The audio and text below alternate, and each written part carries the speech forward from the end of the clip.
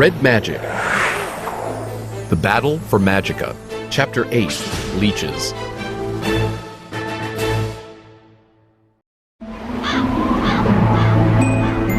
Several trolls were waiting when Morb arrived back at the fortress. The leader, an especially large and ugly troll, grunted. A fuzzy image of a figure trapped behind iron bars appeared briefly above his head before quickly fading out. Morb tried to hide his disdain. Trolls were disgusting creatures, with their rough magic and rougher appetites. But he needed them, at least for now. Prepare the treatment, he ordered the troll. The trolls lumbered off. Morb strode across the room and down a steep stone stairwell. At the bottom was a heavy wooden door. As soon as he pushed it open, the prisoners began crying out. There were now more than a dozen of them in the cells, peering out from behind the heavy iron bars. But Morb barely looked at most of them. His eyes went directly to one particular cell. The long-nosed old man inside stared back defiantly. His hands and legs were tied so he couldn't move without falling over, but he stood tall and proud despite the restraints. You! Boz spat out as Morb approached. I should have guessed when I heard the news. You never could accept that you weren't meant to.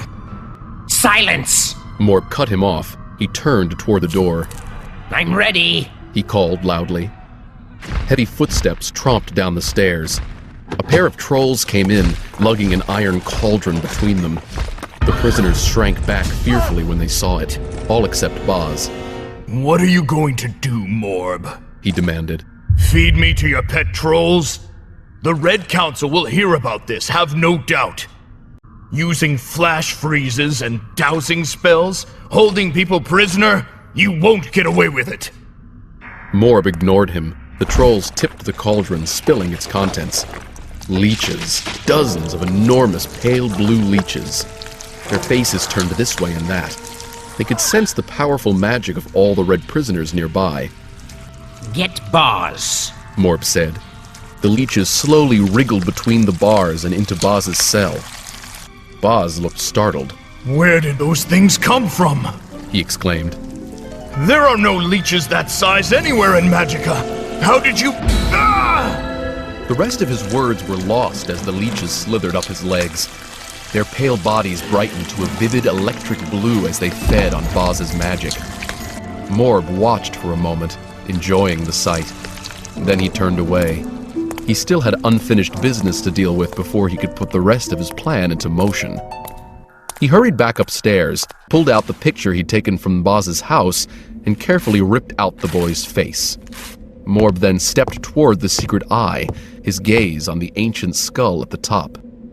Then he noticed a flutter of movement. Turning his head, he saw an insect hovering just outside the window.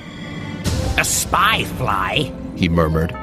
Now who would want to spy on little old me? The spy fly sensed it had been spotted. It spun around to fly off. But Morb was too quick for it. Rubbing his fingers together, he blew it to pieces with an extra strong flash freeze. Then he gently placed the red boy's picture into one of the skull's eye sockets. Stepping back, he watched as the map above slowly started to change. Stay here, Zann ordered Zing. We'll be back soon. The dragon spat fire at him. Zann rolled his eyes. Let me talk to him. Darb knelt in front of Zing. Listen, buddy, we need you to guard the cave while we check on Gliss, okay? Zing continued to look skeptical for a second. Then finally, he whistled happily, wriggling his whole body. Zann sighed. The dragon never could resist Darb's charms. It was kind of annoying. Let's go, Purtis said, grabbing Darb's hand. I've got Darb. Meet you in Gliss's living room. Zann closed his eyes, focusing his mind. This was no time to be sloppy. He'd been in Gliss's house several times. Her parents were always inviting him over. It was actually a little embarrassing. They seemed to think that because Zann and Gliss were the only two Reds in their level, they should be friends. Maybe even more than friends. Zann tried not to get distracted by that. He and Gliss weren't especially close, but he liked her fine. He definitely didn't want to see her captured by this Morb character. Zap! he whispered. Bam! He landed hard on the ground, with the wind knocked out of him. Opening his eyes, he saw Gliss's house. Oof. Perta grunted beside him. She and Darb appeared, both of them also flung off their feet. What happened? Darb asked. Zann stood up, wincing. They must have a shield spell up. No wonder. Perta said. They're probably worried about the warning. But it means we're blocked out too. No big deal. Darb said. It is possible to get into a house without using magic, you know. He smiled. It's called knocking on the door. Zann! Gliss's mother exclaimed when she answered the door. You shouldn't be out right now. Haven't you heard the news? She quickly ushered all the kids inside. Her husband and Gliss were in the main room. You're okay! Perta exclaimed, rushing over to Gliss. Listen, Zann told Gliss's parents. we just figured out who's behind all the trouble. You did? Gliss's father said. I'll show you. Zann snapped his fingers to call up the directory. Morb. He said when the book appeared. But before the image could fully form, there was a sudden blinding flash.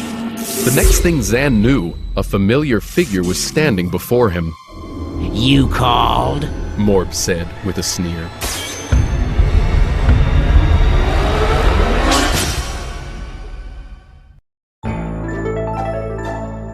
Little Fox.